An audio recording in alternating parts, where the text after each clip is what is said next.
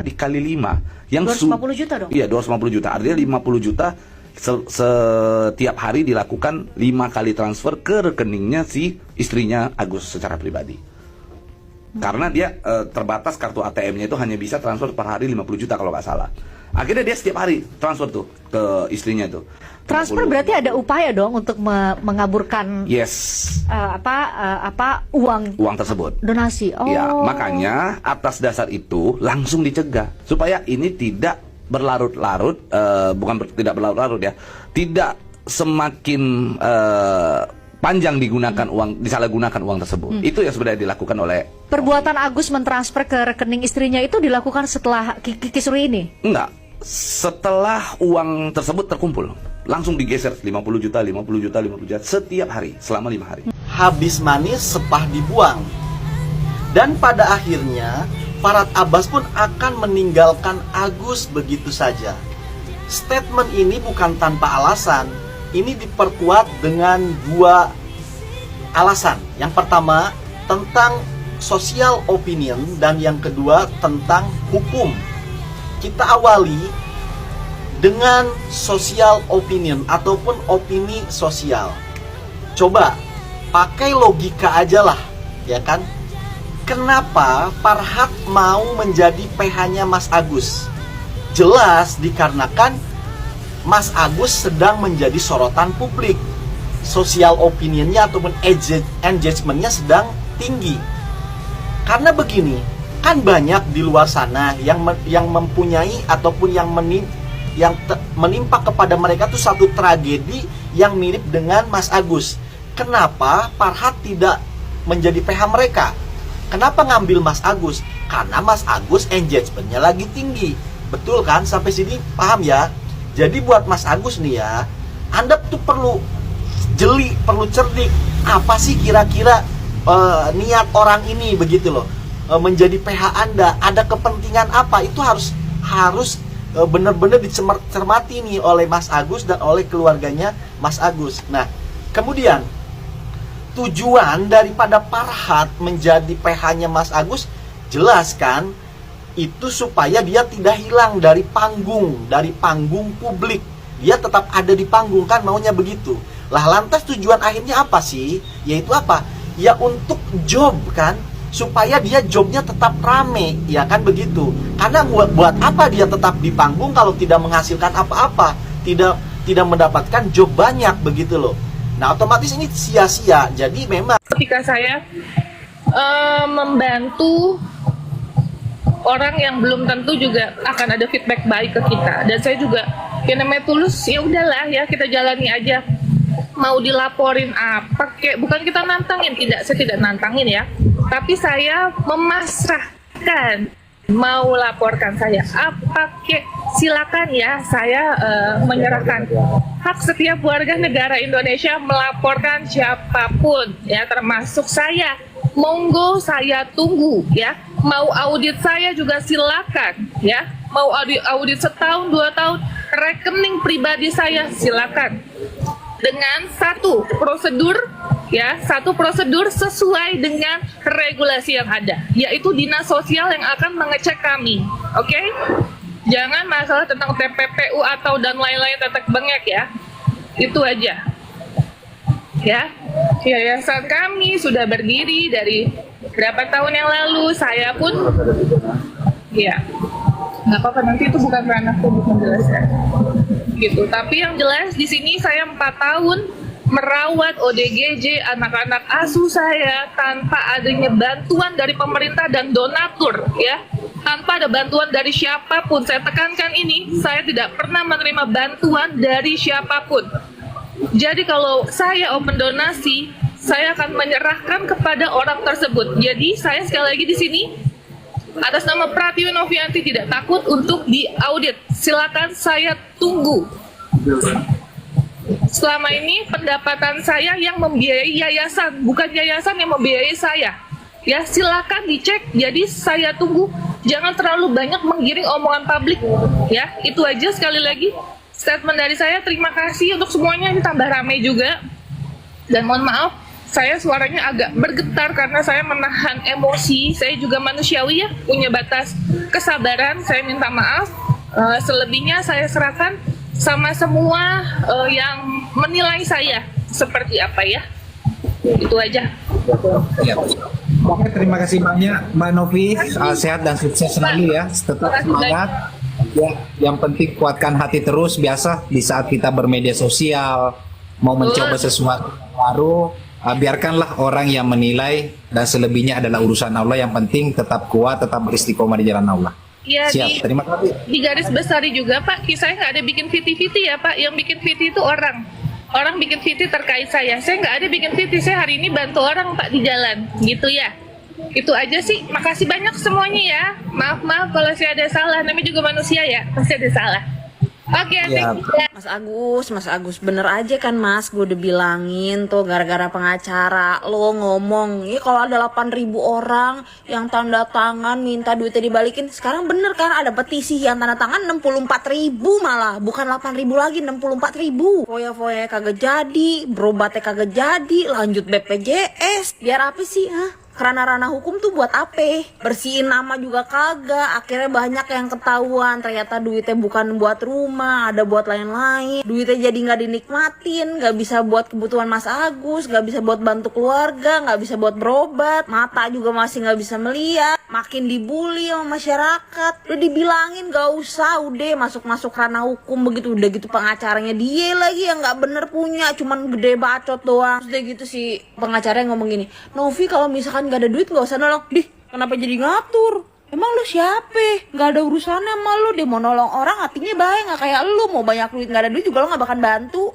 Nangis seperti ini dibilang jual kesedihan gitu supaya dapat uang donasi. Saya juga itu tidak membenarkan gitu. Saya juga pernah nggak saya meminta. Maneh yakin tak pernah kungsi minta tolong kalau baju lemah melalui perantara Teknopi? Oke. Kuai ditunjukkan ya video nang arah maneh inget nyagusnya tah tempo nepi ka anggeus. Novi, bantu saya. Saya minta sama Mbak Novi, mohon banget bantu saya untuk perawatan saya Mbak Novi. Kumaha Mang Agus masih keneh inget eta video di mana maneh keur minta tolong ka Teknopi, ejang nulungan awak maneh, ejang ubaran awak maneh nepi ka leweh-leweh. Ya Gus, dengekeun, Teknopi mah hanya perantara atau wadah doang, di mana manehna oge sebagai salah satu pendonasi anu panggedena di mere duit ka maneh teh Gus. Ya. Lamun teu kitu moal tah. Nepi ka ngumpul duit miliaran kitu jang nulungan maneh, jang ngubaran maneh, cuman manehna doang. Anu teu tahu terima kasih jeung teu tahu diri, malah kahayo nu nulungan dilaporkeun ka polisi. Majar cenah netizen teh tukang adu domba. Di mana netizen tukang adu domba? Ye, lamun netizen tukang adu domba moal tah aya duit miliaran kitu Gus, jang nulungan maneh ya. Mantake lamun ngomong teh hati-hati, lamun kungsi nyieun celah teh kudu diingat. Sabab aya jejak digital mah komodi geus nyebar di dunia maya, di internet, di media sosial. Moal leungit ari lain dihapus ku pusat mah. Nya, mata kade loba jelema anu iba. Loba jelema anu hayang nulungan maneh, tapi anu ditulunganana malah kah malik. Tah kitu pokona mah. Kumaha barudak? Well. Pengacara F. Hei pengacara F. Kemarin di kasusnya Loli sama Fadel lu udah kelihatan waras ya. Kita udah mikir, oh nih orang udah waras nih. Tiba-tiba lu muncul di kasusnya Agus sama Novi. Lu nggak tahu alurnya kayak gimana, dan tiba-tiba lu memihak orang yang salah. Iya paham. Lu udah nggak terkenal lagi, ya paham kok lu nggak terkenal lagi. Ya tapi otaknya dipakai, akal pikirnya dipakai ya. Udah tahu dari awal si Agus yang salah. Dan sebagai pengacara lu harusnya udah tahu dong ya pasal-pasal mengenai donasi dan sejenisnya ya kan, harusnya lu udah tahu harusnya. Pertama, donasi itu harus transparan ya. Karena yang berdonasi itu bukan satu orang doang ya. Belum tentu tuh yang donasi orang kaya semua. Ada orang yang kekurangan tapi ngelihat si Agus ini kayak gitu ya kan, butuh bantuan terus dibantu. Ada. Dan itu uang donasi buat berobat ya, buat berobat. Bukan buat dipakai sendiri, bayar hutang buat dikasih ke ibunya berapa juta, Bukan, nggak kayak gitu. Ini lagi si Agus udah tahu salah ya kan. Terus dia, aduh, paham sih gue sekarang kenapa lu disiram air keras ya. Paham gue. Kalau bisa mah disiram lagi sekarang nih air keras tuh, biar mulutnya itu gak bisa ngomong tuh jahit mulutnya tuh. Kesel gue liatnya. Udah dibantu, kurang ajar. Ini juga pengacara. Kalau udah nggak terkenal ya udahlah, cari jalur yang gimana lah, cari jalur yang bener-bener aja. Kayak kasusnya Loli sama Fadel, lu ngebela Aminiki ya itu udah bener. Tapi kalau kasus yang ini itu salah besar, tolong ya. Capek gua. Udah deh gitu aja. Thank you for watching. Bye bye. Woi, mau apa? Hah? Ada aja pengacara satu ini. Kapan hari minta petisi, ya buktikan kalau memang yang sudah donasi meminta kembali donasinya. Setelah kemudian ada petisi sampai ribuan bahkan ratusan ribu petisi ya untuk meminta donasi itu, kemudian dikatakan bahwa yang meminta uang kembali donatur itu disumpahin masuk neraka, masuk penjara. Terus mau apa? Woi, mau apa? Hah? Hadi, kan dirimu yang menantang. Buktikan kalau memang donatur mau menarik uangnya kembali. Sekarang setelah donatur ada petisi ini, donatur mau menarik kembali, beda lagi pendapat. Agus ya. Jadi fokuslah pada perkara klien ya. Mbak Novi, laporkan kembali ya, laporkan juga ya, jangan sampai terlambat ya. Laporkan juga, jangan kalah gertak ya.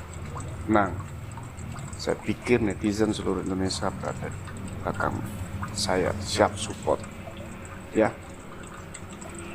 Kalian tahu nggak kenapa Agus itu dengan mudah sekali mendapatkan donasi 1,5 miliar dalam waktu singkat?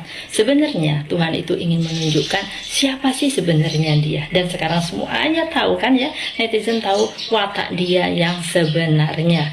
Kita sudah nggak usah cerita lagi lah ya. Bahkan yang baru-baru ini dia memperkarakan Mbak Novi si penolongnya ke kantor polisi. Luar biasa sekali ya. Itu bukan geronggoh hati lagi, tapi sudah minta jantung, minta ampela, minta ginjal dan lain-lain. Kasarannya seperti itu ya guys ya. Jadi harta itu sebenarnya adalah ujian. Harta itu ujian ya. Kita dikasih harta banyak, dikasih uang tiba-tiba dengan datang sendirinya tanpa usaha keras. Itu sebenarnya ujian ya.